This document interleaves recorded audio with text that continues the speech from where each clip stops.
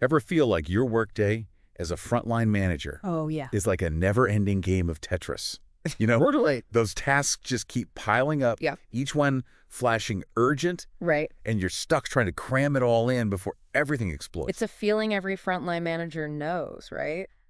You're under constant pressure, Ugh, yes. juggling demands from your team and from higher up, It never ends. all while trying to stay strategic. Exactly. It's a lot to handle. It is, and that's exactly why we're doing this deep dive. Oh, good. We comb through time management techniques for leaders looking for ways you can escape that Tetris spiral and actually start, Yes. enjoying your workday. your workday. Yes. And we found some real gems. Okay. Tell me more. Let's start with a classic, the Eisenhower Matrix. Okay. Imagine this. Mm-hmm. You're getting pulled in a million directions. Yeah. The Eisenhower Matrix is like this secret weapon that helps you cut through the chaos. Okay, I'm intrigued. How does it work? Yeah, how does it work? It's all about figuring out what deserves your attention right now. See, the Matrix helps you categorize tasks by urgency Okay. and importance. Right. But here's the key. Mm-hmm. It forces you to really think about what's truly urgent. Okay. As a frontline manager, Yes. everything can feel urgent. Oh, tell me about it. 1 minute, I'm hunting for a missing stapler that's holding up a presentation. Right, exactly. And the next, I'm dealing with a last-minute deadline change that throws the whole project off track. Exactly. Yeah. So instead of reacting to every crisis like it's a 4-alarm fire, Right. the Eisenhower Matrix helps you take a step back and ask, okay, is this a real fire or can it wait? I like that. Suddenly you're strategically prioritizing instead of just reacting. It's like going from playing Tetris blindfolded to actually seeing the pieces fall into place. Precisely. And speaking of seeing things clearly, Okay. that brings us to our next technique, Okay. time blocking. Time blocking. Is that like scheduling, but Yeah. cooler? Think of it like this. You get to paint your ideal workday on your calendar before the chaos takes over. I like it. Want to block off 9 to 11 a.m. for deep work on a project? Uh. Done. Okay. Need dedicated time for team check-ins. Yeah. Block it in. You're in control. It's like setting boundaries, but for your workday, right? Exactly. And it has this amazing ripple effect Okay. when you communicate your schedule to your team. Right. You're not only managing their expectations, Oh, that's good. but you're also demonstrating the importance of focused work. Right. It creates a more predictable, Yeah. less chaotic environment for everyone. It's interesting you say that. Yeah. I find that when I let my team know when I'm available Yes. and for what, Right. I get interrupted far less often. Absolutely. And on the flip side, sometimes we need to tackle those small, Oh, right. quick tasks head on. Okay.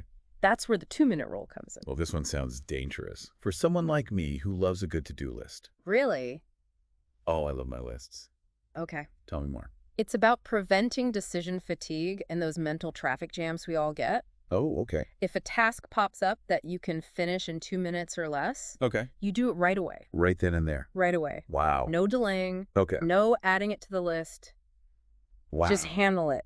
Okay. Get it off your plate. I can see how that would help avoid that mental clutter. Right. Yeah. Clear the decks. It's like that request I got from HR for performance review data. Oh, yeah. It's not urgent for another week, Right. but it's been sitting in my inbox, Yes. taking up space in my brain. Exactly. That rain cloud of a task Yes. is taking up more energy than you realize. Wow. The 2-minute rule helps you clear those out and stay focused on the bigger picture. Speaking of focus, isn't there a technique that's like a workout, Yes. but for your brain? You're thinking of the Pomodoro Technique. Okay. Think of it as work sprints to boost your productivity. Okay. I like it. You set a timer for 25 minutes. Okay. Concentrate on one task only. Okay. Then when the timer goes off, Yeah. you get a short break. Okay. Rinse and repeat. I've tried that before, but I always feel tempted to skip the breaks, Yeah. especially when I'm on a roll, Right. you know? I know it sounds counterintuitive, but those built-in breaks are essential. Okay. They prevent burnout Right. and help you stay sharp over longer periods. Okay. Think of it like this. Say you're facing a really complex project plan. Right. You could try to muscle through it all at once. Oh, yeah. Or you could use Pomodoros to break it down into focused bursts. Okay. You'd be surprised how much more you get done. I never thought of it that way. That's a good one, right? Maybe those breaks are the key to finally conquering my project planning procrastination. There you go. But what about those tasks that just feel too big to even start, even with a timer? That's when you bring in the power of delegation.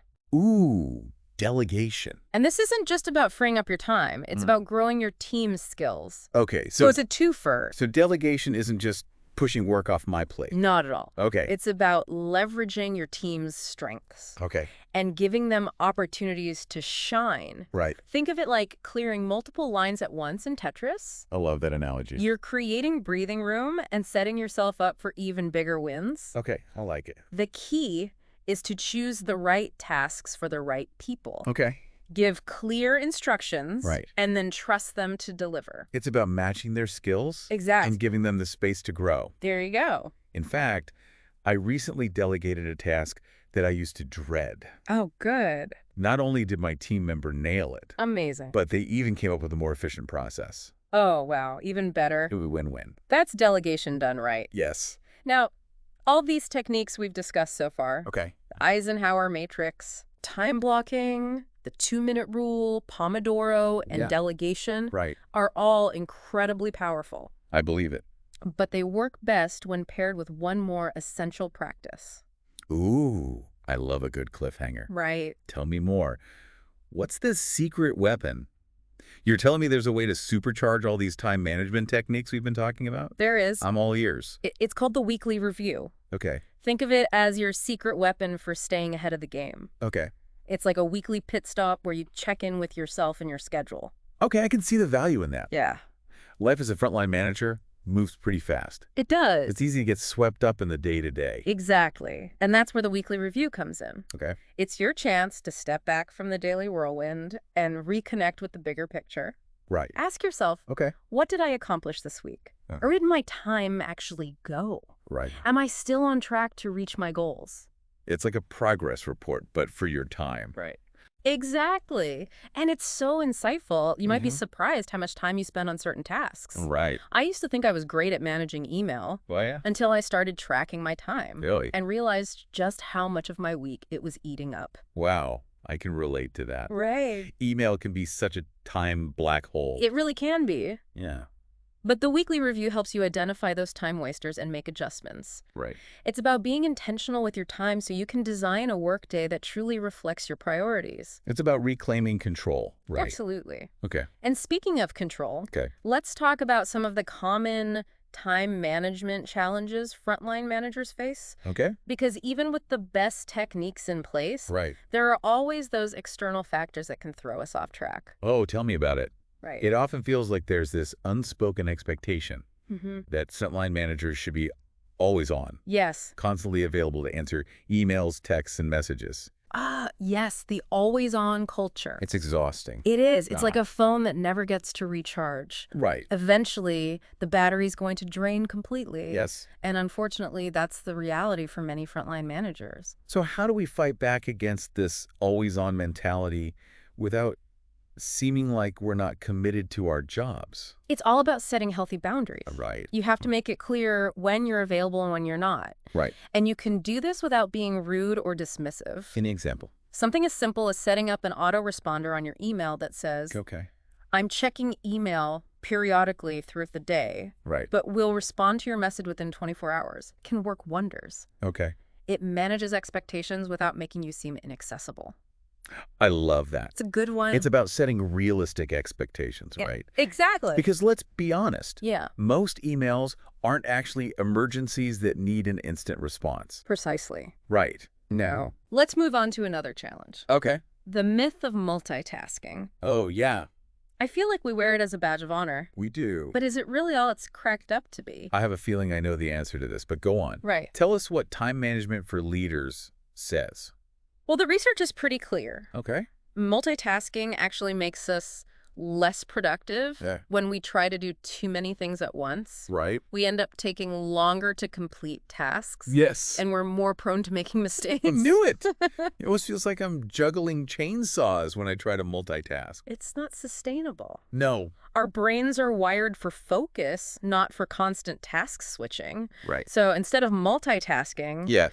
The book encourages us to embrace monotasking. Monotasking. Yes. You mean like doing one thing at a time? Yes. What a concept. Revolutionary, I know. It might sound simple, but it's incredibly powerful. It is. Right. And the techniques we've talked about, like Yeah. time block and the Pomodoro Technique, can really help you create that space for focused work. So by dedicating blocks of time to specific tasks, we can actually train our brains to focus better. Exactly. It's about working with your brain's natural tendencies, Right.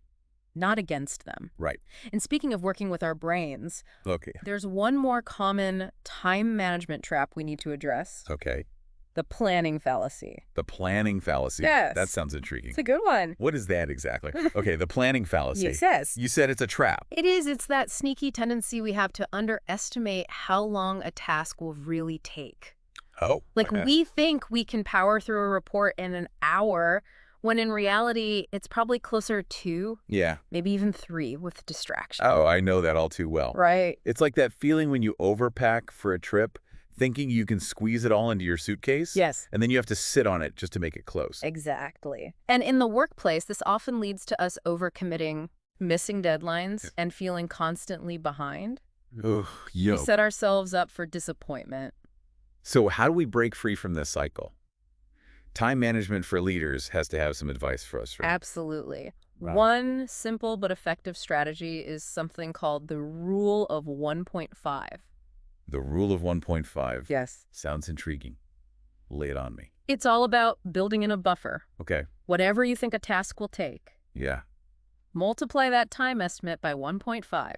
Okay. That extra 50% acts as a cushion for those inevitable interruptions, Right. unexpected challenges, Yes. or even just plain old procrastination. Okay, that is brilliant in its simplicity. I'm already imagining how much calmer my week would be if I just padded my estimates a bit. It makes a big difference. But let's be real for a second. Okay. We've covered a lot of ground in this deep dive. We've covered a lot. It's a lot to absorb. It is, but remember, Okay. mastering time management is a journey, not a sprint to the finish line. Right. You don't have to implement everything at once. Yeah. So where should a time-crunched frontline manager like myself even begin? Start with one technique that really resonates with you. Okay. Maybe it's the Eisenhower Matrix, or time blocking, or even just committing to the 2-minute rule. Right. Try it out for a week or 2 and see how it feels. It's like a test drive for your workday. Exactly. And the most important thing is to be kind to yourself throughout the process. Right. Building new habits takes time. It does. Celebrate the small wins. Okay.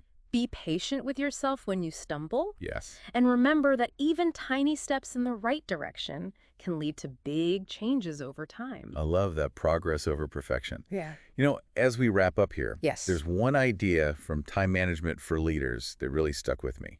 Okay. It's the idea of thinking about our time as a valuable currency. That's such a powerful reframing. It is, right? We all get the same 24 hours in a day, We do.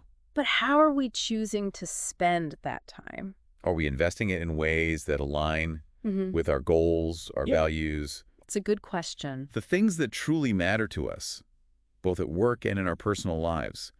It's a question worth pondering. It really is, because when we start to see our time as this precious and finite resource, Right. it can fundamentally change how we choose to use it. And on that note of mindful time management, we've reached the end of our deep dive. That was a good one. We hope this episode has given you some actionable strategies to conquer your workday and escape that Tetris spiral once and for all. You got this. Remember, you've got this.